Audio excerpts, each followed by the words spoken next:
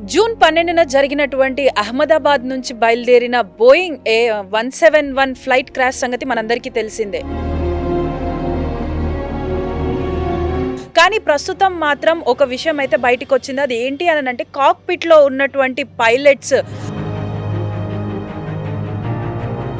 దాంట్లో ఇద్దరు పైలట్స్ అయితే మాట్లాడుకోవడం జరిగింది. స్విచ్ ఎందుకు ఆఫ్ చేశారు అన్న ఒక వర్డ్ అయితే బయటకొచ్చింది. అసలు ఏంటది? ఒక కరెక్ట్ జరిగిన నెల రోజుల తర్వాత ఈ రిపోర్ట్ బయటపెట్టడం, దీంట్లో కంప్లీట్ పూర్తి వివరాలు ఏది వెల్లడించకుండా పైలట్ల సంఘం మాత్రం దీన్ని పూర్తిగా ఖండిస్తున్నది. ఇలాంటి ఒక పైలట్ని బ్లేమ్ చేసే కార్యక్రమంగా దీన్ని చూడాలని. సో అంటే ఇప్పుడు జనరల్‌గా ఆ 2 ఫ్రేజెస్ కాకుండానే వాళ్ళ మధ్య ఇంకా డిస్కషన్ కూడా జరిగి ఉంటుంది. అదెందుకు బయటికి రాట్లేదు? ఇన్వెస్టిగేషన్ రిపోర్ట్‌లో ఏం చెప్తున్నారంటే 49 గంటల వాయిస్ రికార్డ్ వినాల్సి ఉంది. అనాలిసిస్ చేసిన తర్వాత పైలట్లు ఒక రోజు ముందుగానే ఎయిర్పోర్ట్కి రావడము, వాళ్ళు ప్రాపర్గా రెస్ట్ తీసుకోవడము అన్నీ క్లియర్గా ఉన్నట్టయితే మనకైతే తెలుస్తుంది. దీంట్లో ఇంకో ముఖ్యమైన అంశం ఏంటంటే ఇంకొక మనకి సీనియర్ పైలట్లు కానీ పైలట్ల సంఘం కానీ వాళ్ళు ఏం చెప్తున్నారంటే, సో ఫ్లై అయిన తర్వాత మనకి ఇది రన్ కానీ ఇటు కట్ ఆఫ్ అనే ఆప్షన్స్ తీసుకునే ఛాన్స్ ఉంటుందా పైలట్స్‌కి?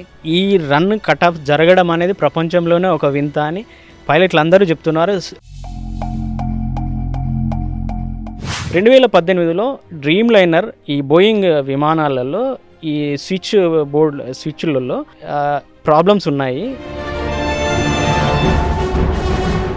ఇప్పుడు పైలట్ కానీ కో పైలట్ కానీ మెంటల్‌గా ఏమైనా అంటే మెడికల్‌లో వీళ్ళకి ఏమైనా సైకియాట్రీ ఇష్యూస్ ఏమైనా ఉన్నాయా? వీళ్ళు మానసిక స్థితి పైన ఒక ల్యాబ్స్ ఉంటాయి. మానసిక స్థితి ఎలా ఉంది, సైకోమెట్రిక్ టెస్ట్ చేయాలా లేదా.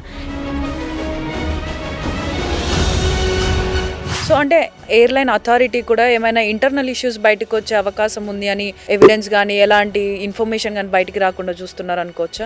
అలా అనుకోవడానికి పాసిబుల్ లేదు. కానీ ఇక్కడ అంతర్జాతీయ అంశాలు ముడిపడి ఉన్నాయనేది తప్పకుండా భావించవచ్చు. బోయింగ్ లాంటి పెద్ద సంస్థ, పెద్ద పెద్ద పొలిటీషియన్స్ కూడా ఉన్నారు. సో వాళ్ళ మీద ఏమైనా అటాక్ టైప్‌లో ఇదేమైనా జరుగుండొచ్చా? అటాక్ టైప్లో అంటే ఇంకా మనకి కంప్లీట్ సివిఆర్ అనాలిసిస్ చేసినప్పుడు ఇంకో రిపోర్ట్లో ఇంకోటి ముఖ్యమైన విషయం ఏం రాశారంటే, జూన్ 12న జరిగినటువంటి అహ్మదాబాద్ నుంచి బయలుదేరిన బోయింగ్ 171 ఫ్లైట్ క్రాష్ సంగతి మనందరికీ తెలిసిందే. ఇది జరిగి నెల కావస్తున్నా కానీ ఇప్పటి వరకు ఆ క్రాష్‌కి సంబంధించినటువంటి పూర్తి వివరాలు అయితే మనకి ఇంకా తెలియలేదు. అసలు ఆ క్రాష్ జరగడానికి గల కారణాలు ఏంటి అన్న విషయాలు కూడా ఇప్పటికీ అధికారులు వెల్లడించలేదు. కానీ ప్రస్తుతం మాత్రం ఒక విషయం అయితే బయటికొచ్చింది. అది ఏంటి అనంటే కాక్‌పిట్‌లో ఉన్నటువంటి పైలట్స్ స్విచ్ ఆఫ్ అంటే ఫ్యూయల్ స్విచ్ ఏదైతే ఉందో అది ఎందుకు ఆఫ్ చేశారు అన్న ఒక వాయిస్ రికార్డింగ్ అయితే బయటికి రావడం జరిగింది. సో అది ఎంతవరకు నిజం, నిజంగానే ఎవరైనా ఉద్దేశపూర్వకంగానే ఆ స్విచ్‌ని ఆఫ్ చేశారా ఏంటి అన్న విషయాలన్నిటిని కూడా విశ్లేషించడానికి ప్రస్తుతం మనతో పాటు సైబర్ అనలిస్ట్ కట్కూరి శ్రీనివాస్ గారు ఉన్నారు. వారిని అడిగి తెలుసుకుందాం. నమస్తే సార్. నమస్తే అండి సార్, మనందరికీ తెలిసిందే ఇప్పటికీ నెల కావస్తుంది. అయినప్పటికీ కూడా మనకి ఎలాంటి వివరాలైతే తెలియలేదు. కానీ కొత్తగా ఏమంటున్నారు అనంటే కాక్‌పిట్‌లో ఏదైతే వాయిస్ రికార్డింగ్ ఉందో దాంట్లో ఇద్దరు పైలట్స్ అయితే మాట్లాడుకోవడం జరిగింది. స్విచ్ ఎందుకు ఆఫ్ చేశారు అన్న ఒక వర్డ్ అయితే బయటకొచ్చింది. అసలు ఏంటది? మనము దీన్ని చూస్తే కనుక ఈ ఇష్యూ దీంట్లో ఎయిర్‌క్రాఫ్ట్ యాక్సిడెంట్ ఇన్వెస్టిగేషన్ బ్యూరో అనేది ఒక 15 పేజీలతో ఒక రిపోర్ట్‌ను బయటపెట్టడం జరిగింది. ఒక కరెక్ట్ జరిగిన నెల రోజుల తర్వాత ఈ రిపోర్ట్ బయటపెట్టడం, దీంట్లో కంప్లీట్ పూర్తి వివరాలు ఏది వెల్లడించకుండా కేవలం ఒక ఇద్దరు పైలట్ల మధ్య జరిగిన సంభాషణని, అది కూడా ఆ సంభాషణ ఎందుకు కట్ ఆఫ్ చేశారు, నేను చేయలేదు, ఈ 2 వర్డ్స్‌నే ఈ 2 ఫ్రేజెస్‌నే మనకి రిపోర్ట్‌లో పొందుపరచడం జరిగింది. అసలు అలా జరిగే పాసిబిలిటీ ఉంటుందా? టేక్ ఆఫ్ అయ్యే సమయంలో, టేక్ ఆఫ్ అయిన తర్వాత అలా జరిగే పాసిబిలిటీ ఉంటుందా?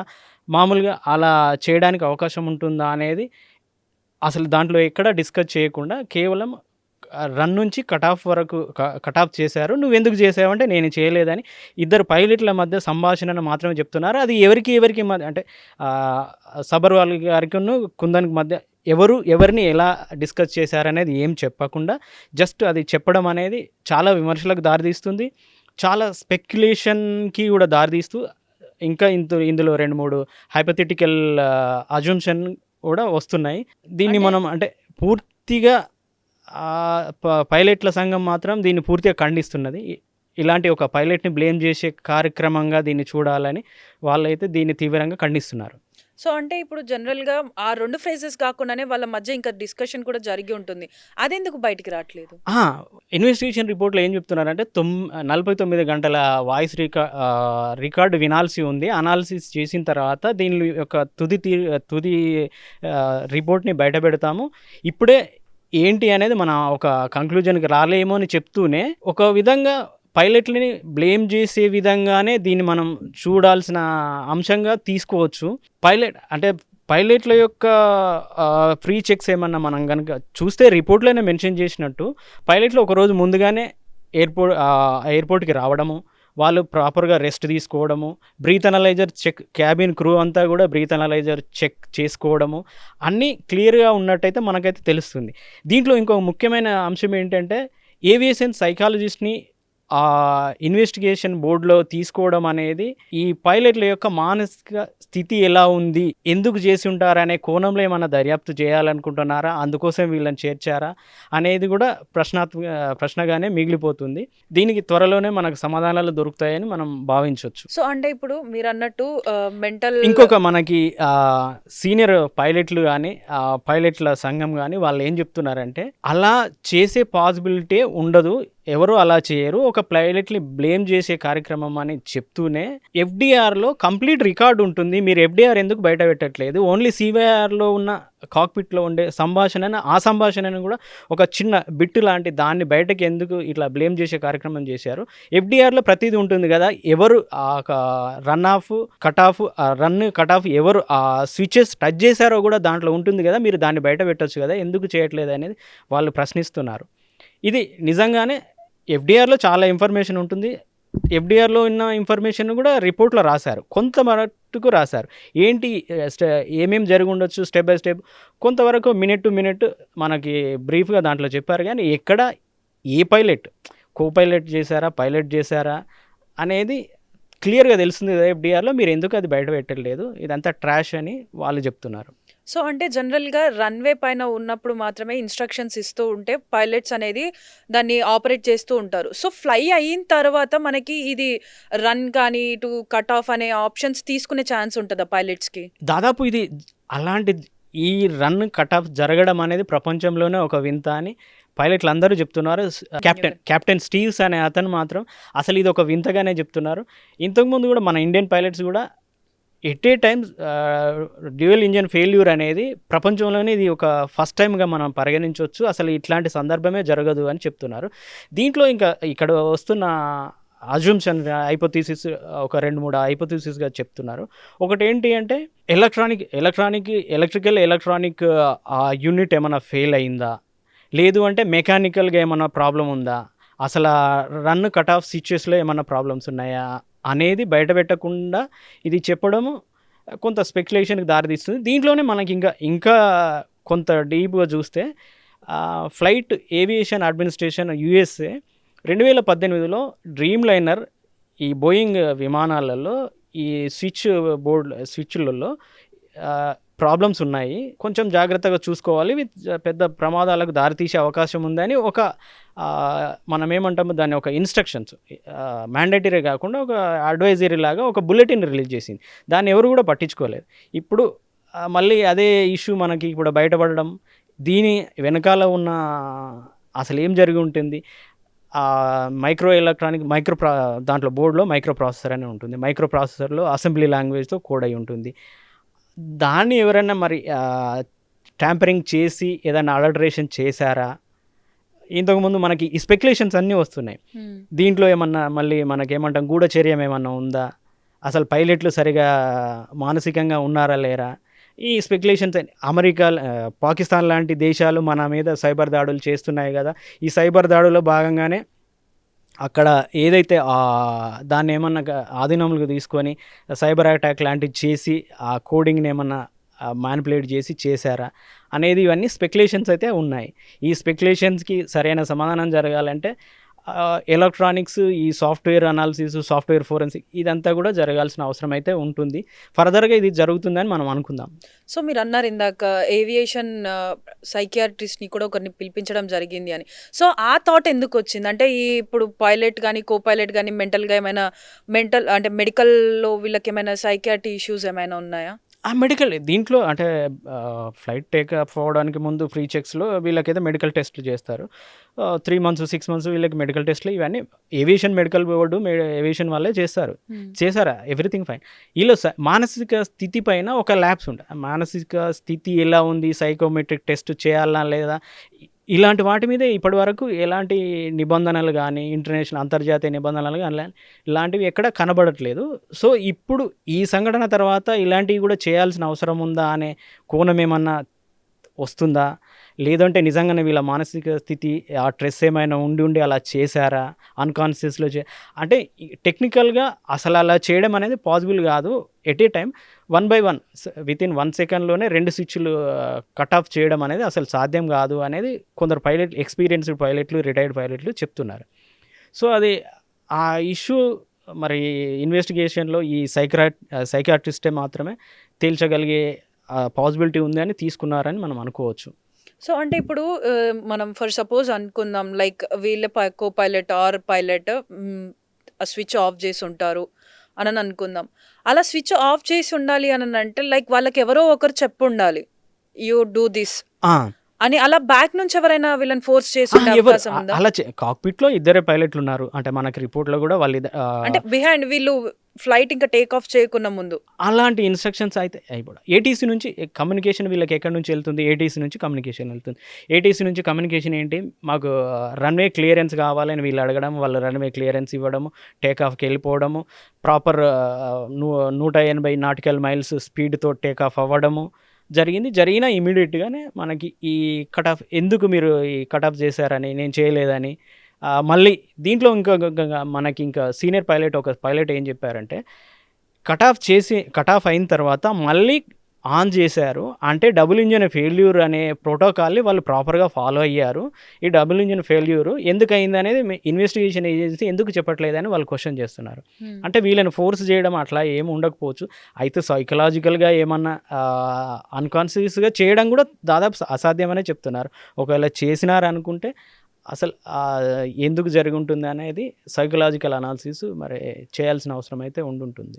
సో అంటే మనం జనరల్‌గా మూవీస్‌లో చూస్తూ ఉంటాం.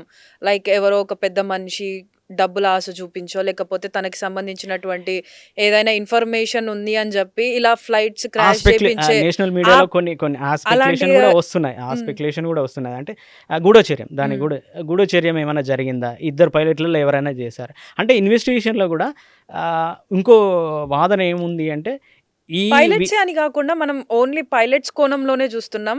బట్ పైలట్స్‌కి వాళ్ళకొచ్చే ఇన్‌స్ట్రక్షన్స్‌ని బట్టి వాళ్ళు ఆపరేట్ చేస్తుంటారు. ఇన్‌స్ట్రక్షన్ వీళ్ళకి ఏస్ ఇన్‌స్ట్రక్షన్స్ ఏటీసీ నుంచి వస్తాయి. అదే ఏసీటీ వాళ్ళెవరైనా ఏటీసీ వాళ్ళు ఎవరు అలా చెప్పరు. ఏటీసీ చెప్తే ఇదంతా కాక్‌పిట్‌లో రికార్డ్ అవుతుంది. ఓకే. సీవీఆర్‌లో రికార్డ్ అవుతుంది. ఏం చెప్పినా సీవీఆర్‌లో ఎవ్రీథింగ్ రికార్డెడ్‌గా ఉంటుంది. కాక్‌పిట్‌లో అలా అంటే ఎక్స్‌టర్నల్ ఫోర్స్ అట్లాంటివి చెప్పినప్పుడు ఏమవుతుందంటే ఎక్స్‌టర్నల్ థ్రెట్ ఏదన్నా ఉన్నప్పుడు హ్మ్. వీళ్ళు మేడే కాల్ అయితే ఏదైతే 3 టైమ్స్ చెప్పారో మేడే అని, ఈ మేడే కాకుండా పాన్ అని చెప్తారు. ఇలా కాకుండా వాట్స్ మేడే అండ్ పాన్? ఈ మేడే అండ్ పాన్ అంటే మేడే అనడం ఏంటంటే మేము గ్రేవ్ డేంజర్‌లో ఉన్నాము. ఓకే. ఫ్లైట్ క్రాష్ అవ్వడానికి లేదా కంప్లీట్ మా ఆధీనంలో లేకుండా ఉంది అనేది చెప్పడానికి మేడే అని చెప్తారు. మిస్‌కమ్యూనికేషన్ కాకుండా హ్మ్. 3 టైమ్స్ మేడే అని చెప్పగానే అంటే వీళ్ళు ఏదో అర్జెన్సీలో ఉన్నారు. వీళ్ళకేదో ప్రమాదం వచ్చిందని ఏటీసీ ఇమ్మీడియేట్‌గా రియాక్ట్ అవుతుంది. అలా ఎక్స్‌టర్నల్ థ్రెట్ అయినప్పుడు ఏమంటారు? పాన్ అంటారు. ఓకే.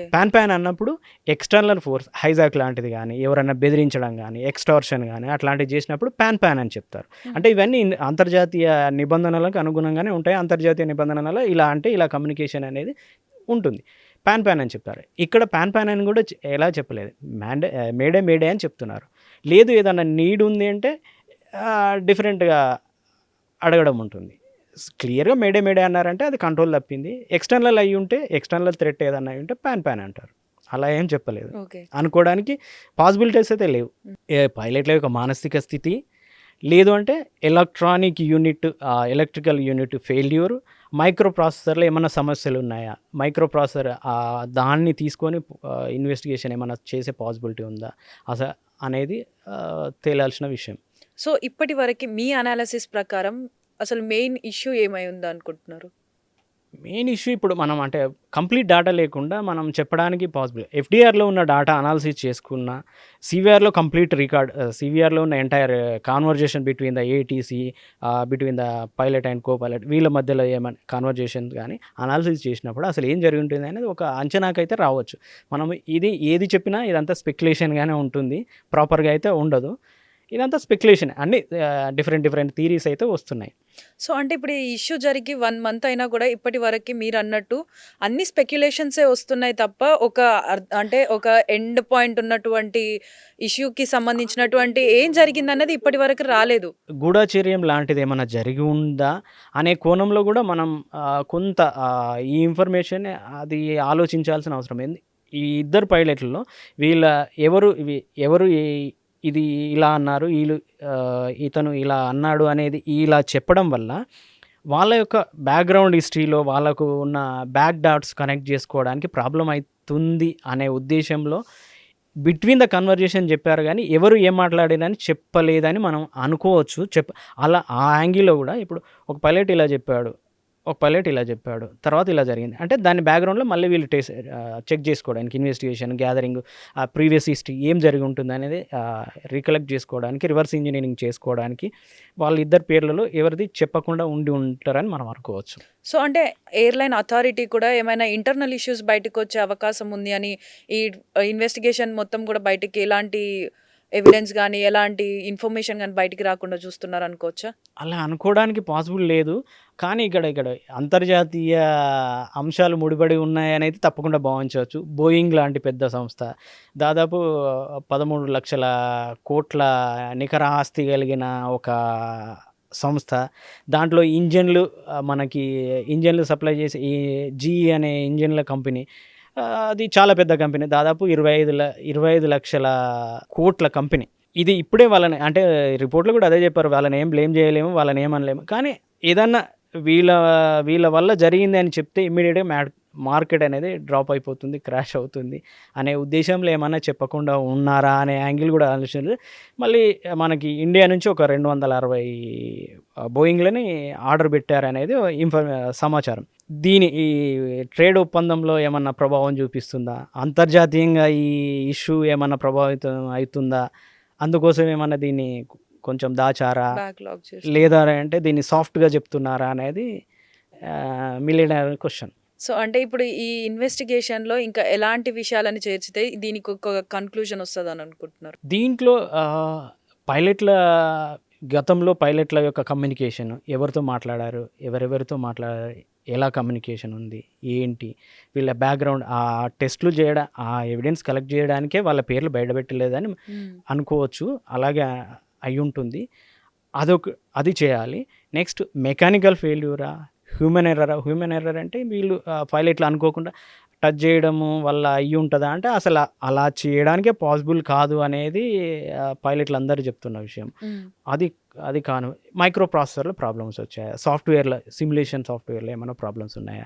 వాటి వల్ల దీన్ని ఏమన్నా చేయగలిగారా? ఎక్స్‌టర్నల్ ఏమన్నా ఉందా అనే అంశాలని ఇన్వెస్టిగేషన్ చేస్తే తెలుస్తుందని మనం అనుకోవచ్చు. ఇది కాంప్రహెన్సివ్ అయితే కాదు. ఏదో బ్రీఫ్ దాన్ని బయటపెట్టినారు. కాంప్రహెన్సివ్‌గా బయటపెట్టాల్సిన అవసరం అయితే ఉంది. దాంతోపాటు ఇక్కడ మనకి ఇంకా ఈ ఏవియేషన్ మీద ఏమన్నా యాక్షన్స్ తీసుకోవాలంటే జస్ట్ రెగ్యులేషన్, డీజీసీఏ అనేది ఒక రెగ్యులేషన్ అథారిటీగా జస్ట్ ఒక ఫైన్లు వేయడం వరకే ఉంటుంది. వీళ్ళ మీద క్రిమినల్ చర్యలు లాంటివి ఏం తీసుకోవడానికి పాసిబుల్ కాదు.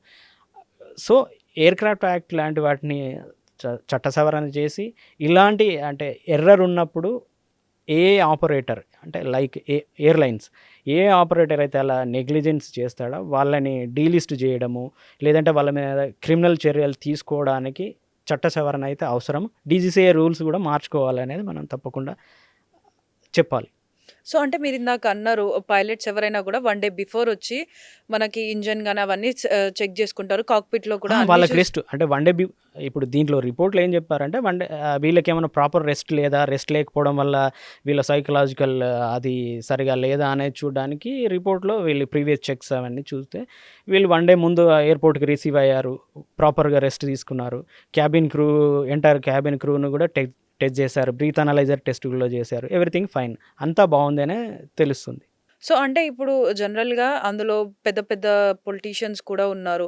సో, వాళ్ళ మీద ఏమైనా అటాక్ టైప్‌లో ఇదేమైనా జరిగుండొచ్చా? అటాక్ టైప్‌లో అంటే ఇంకా మనకి అదే కంప్లీట్ ఇప్పుడు మనకు కంప్లీట్ సీవీఆర్ అనాలిసిస్ చేసినప్పుడు దీంట్లో ఇంకో రిపోర్ట్‌లో ఇంకోటి ముఖ్యమైన విషయం ఏం రాశారంటే ఓవర్ వెయిట్ అయితే లేదు. నెక్స్ట్ డేంజరస్ అంటే ఏదైనా ప్రమాదకరమైన పదార్థాలు, ప్రమాదకరమైన వస్తువులైతే లేవు. హిట్టింగ్ లేదు. అంటే ఇందులో between the pilot conversation entire ఈ ఇన్వెస్టిగేషన్ అంతా ఆ స్విచ్ బోర్డ్‌ల దగ్గరే ఆగిపోతుంది. హ్మ్. కట్ రన్ ఆఫ్ ఆ ఎంటైర్ దాంట్లోనే ఆగిపోతుంది. ఎందుకయింది?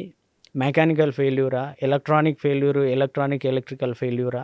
ఈ అంశంలోనే డీప్‌గా అనాలిసిస్ చేసి ఎఫ్‌డిఆర్‌ని అయితే ఎఫ్‌డిఆర్‌లో ఎవ్రీథింగ్ రికార్డెడ్‌గా ఉంటుంది.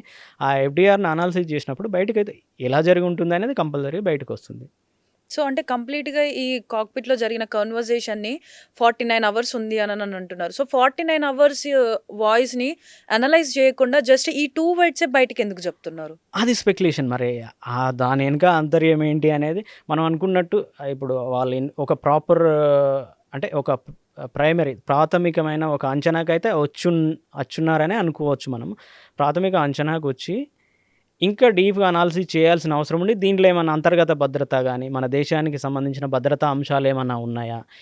ఈ ఇప్పుడు దీంట్లో ఎక్కువ ఇన్ఫర్మేషన్ ఇవ్వడం వల్ల ఈ అంతర్గత అంశాలేమన్నా ప్రభావితమైతాయా? దీంట్లో ఇన్వాల్వ్ అయ్యి ఉన్న ఏదైనా పార్టీస్ ఏమన్నా అలర్ట్ అయ్యి వాళ్ళు జాగ్రత్తగా ఉండి వాళ్ళు దొరకకుండా అవుతారా అనే ఉద్దేశంలో ఏమన్నా దీన్ని కొంచెం సాఫ్ట్‌గా, హిడెన్‌గా, చాలా పాలిష్డ్‌గా ఏమన్నా పెట్టారా అనేది మనం భావించొచ్చు. సో, అంటే ఇప్పుడు మీరిందాక అన్నట్టు సైబర్ అటాక్స్ కూడా జరుగుతున్నాయి పాకిస్తాన్ నుంచి. సో, ఆ కోణం ఏమైనా అనుకోవచ్చా? అది అంటే మైక్రో ప్రాసెసర్‌లో జనరల్‌గా అసెంబ్లీ లాంగ్వేజ్‌తో కోడింగ్ ఉంటుంది.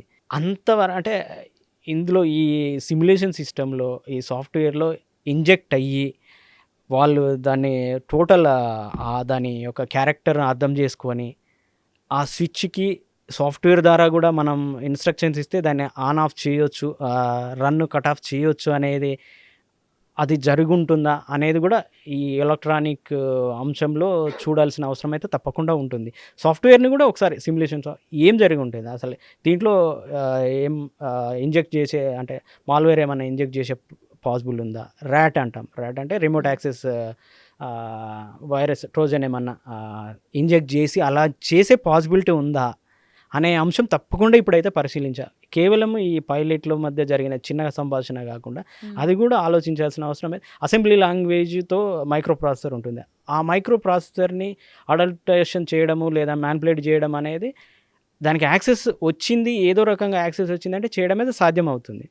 అలా అయిందా అనేది ఆ డివైస్‌ని పట్టుకొని ఉంటే, ఆ డివైస్‌ని ఫోరెన్సిక్‌లో అనాలిసిస్ చేస్తే అది కూడా తెలుస్తుంది. ఆల్ఫా ఇండియా అని ఎయిర్‌లైన్స్ పైలట్ అసోసియేషన్ వాళ్ళు ఏమంటున్నారు, అసలు దీని మీద జ్యుడిషియల్ ఎంక్వైరీ జరగాలి. జ్యుడిషియల్ ఎంక్వైరీ జరగకుంటే మేము పిల్లేస్తామని కూడా చెప్తున్నారు. నిజానికి కూడా జ్యుడిషియల్ ఎంక్వైరీ అవసరం ఉందా అంటే మనకి ఈ జ్యుడిషియల్ ఎంక్వైరీ కూడా ఈ కోణం కూడా మనం తీసుకోవచ్చు. జ్యుడిషియల్ ఎంక్వైరీ అనేది అవసరమా అంటే తప్పకుండా అవసరమయ్యే ఛాన్సెస్ అయితే మనకు కనబడుతున్నాయి. జ్యుడిషియల్ ఎంక్వైరీ వల్ల ట్రాన్స్పరెన్సీ పెరుగుతుందని మనం భావించవచ్చు. అంటే అంతర్గత భద్రతా అంశాలు ఉన్నప్పటికీ జ్యుడిషియల్ ఎంక్వైరీ ద్వారా ఒక పారదర్శకత అనేది పెరుగుతుంది అనేది ప్రజల్లో ఉన్న అభిప్రాయం కనుక జ్యుడిషియల్ ఎంక్వైరీ కూడా అవసరమా? ప్రభుత్వం ఆలోచించి దీన్ని జ్యుడిషియల్ ఎంక్వైరీ కూడా ఆదేశించడం అనేది తప్పకుండా జరగాలని మనం కోరుకోవచ్చు. ఇలా జరగని పక్షంలో వాళ్ళు సుప్రీంకోర్టుకి వెళ్ళి పిల్లేస్తామని చెప్తున్నారు. ఇది సాధ్యంగానే ఉండే అవకాశం ఉంది. తప్పకుండా జ్యుడిషియల్ ఎంక్వైరీ కమిషన్ కూడా రావాల్సిన అవసరం అయితే మనకు కనబడుతుంది. Okay sir. Thank you sir. Thank you for your information. Thank so, చూస్తున్నారు కదా! అంటే ఇప్పటి వరకి కూడా మనకి ఎలాంటి ఇన్ఫర్మేషన్ అయితే ఒక క్లియర్ కట్ ఇన్ఫర్మేషన్ అయితే రాలేదు. ఇప్పటి వరకు ఉన్నయి మాత్రం అన్నీ కూడా స్పెక్యులేషన్స్ మాత్రమే. కానీ ఈ ఆహ్, కాక్‌పిట్‌లో ఉన్నటువంటి స్విచెస్‌కి ఏదైనా మాల్‌వేర్ ఇచ్చి మరి దాన్ని అలా చేయడం పాసిబుల్ అవుతుందా? అలా చేసుంటారా? లేదా మాన్యువల్‌గానే జరిగిందా? లేకపోతే పైలట్ కానీ, కో పైలట్ కానీ మెంటల్ స్ట్రెస్ వల్ల ఏదైనా మిస్‌ఫైర్ అయ్యి ఇది అంశం జరిగుంటుందా అన్న విషయాలన్నీ కూడా ఇంకా బయటికి రావాల్సుందని చెప్పేసైతే శ్రీనివాస్ గారు చెప్తున్నారు. ఎప్పుడైనా ఎక్కడైనా మీ చేతిలోనే వార్తా ప్రపంచం. మీ మొబైల్లో, మీ కంప్యూటర్లో, మీ టీవీలో సాక్షి టీవీ డిజిటల్ ప్రసారాల కోసం లాగిన్ అవ్వండి www.youtube.com/సాక్షి టీవీ. సబ్స్క్రైబ్ సాక్షి టీవీ యూట్యూబ్ ఛానల్.